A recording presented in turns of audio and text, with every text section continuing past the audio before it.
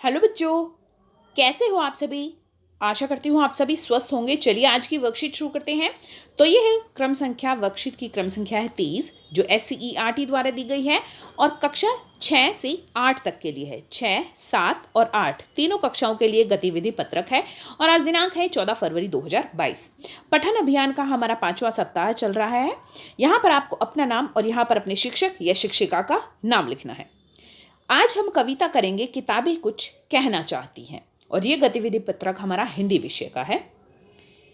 किताबें किताबें करती हैं बातें बीते जमानों की, दुनिया की, इंसानों की, आज की, कल की, एक एक पल की, खुशियों की, गमों की, जीत की, हार की, प्यार की, मार की। क्या तुम नहीं सुनोगे इन किताबों की बातें। किताबें कुछ कहना चाहती हैं, तुम्हारे पास रहना चाहती हैं। किताबों में चिड़िया चहचहाती हैं, किताबों में खेतियां लहलहाती हैं, किताबों में झरने गुनगुनाते हैं, परियों के किस्से सुनाते हैं। किताबों में रॉकेट का राज है, किताबों में साइंस की आवाज है। किताबों का कितना बड़ा संसार है, किताबों में ज्ञान की भरमार है। क्या तुम इस संसार में नहीं जाना चाहोगे। किताबें कुछ कहना चाहती हैं, तुम्हारे पास रहना चाहती हैं। तो ये जो गीत है, ये पंक्तियां लिखी हैं सफदर हाशमी जी ने। चलिए अब इनसे संबंधित हम प्रश्न पढ़ लेते हैं। देखिए, इस जो कविता है इसका मूल सार है कि किताबों में बहुत सारी चीज़ें होती हैं। क्या होती है, कहीं पर पेड़ पौधे, चिड़िया, खेतों के बारे में, झरनों के बारे में, परियों के किस्से होती हैं। तो अगर हम किताबों को पढ़ें तो हमें पता चलेगा किताबें हमसे बहुत कुछ कहना चाहती हैं। वो हमारे पास रहना चाहती है कि हम उन्हें पढ़ें, बार बार पढ़ें और बहुत सी उनसे सीख लें।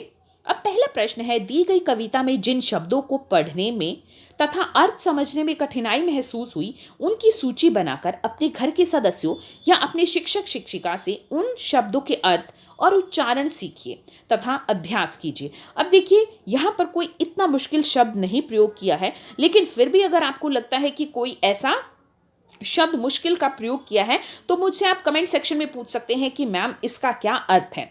तो अगर यहाँ पर कोई आपको मुश्किल शब्द लग रहा है तो उसे अपनी कॉपी में लिखिए और उसका अर्थ आप मुझसे कमेंट सेक्शन में पूछ सकते हैं।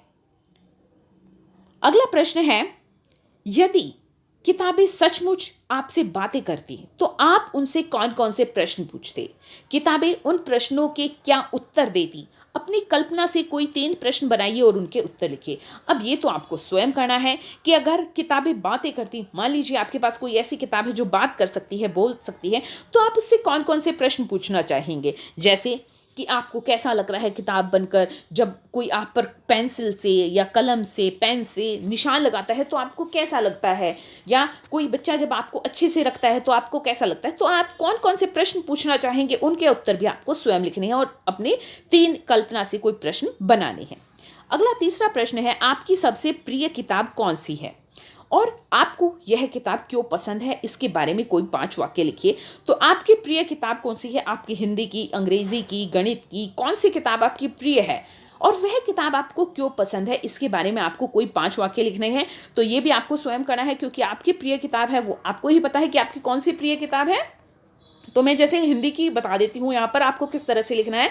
जैसे आप लिखोगे कि मेरी प्रिय किताब मेरी हिंदी की पाठ्य पुस्तक है, फिर आप उसका नाम लिख दीजिए। मुझे यह किताब इसलिए पसंद है क्योंकि इसमें बहुत रोचक कहानियाँ हैं या कुछ इमारतों के बारे में बताया गया है। कई बार होता है कहानी, जो हमारी हिंदी की किताब है, मान लिया लाल किले पर कोई पाठ है तो उससे संबंधित कुछ बातें बताई गई हैं और इसमें बहुत सुंदर सुंदर चित्र है, इसमें बहुत क्या है, शिक्षाएं देने वाली कहानियां हैं। तो इस तरह से आपको कोई 5 वाक्य उसके बारे में लिखने हैं।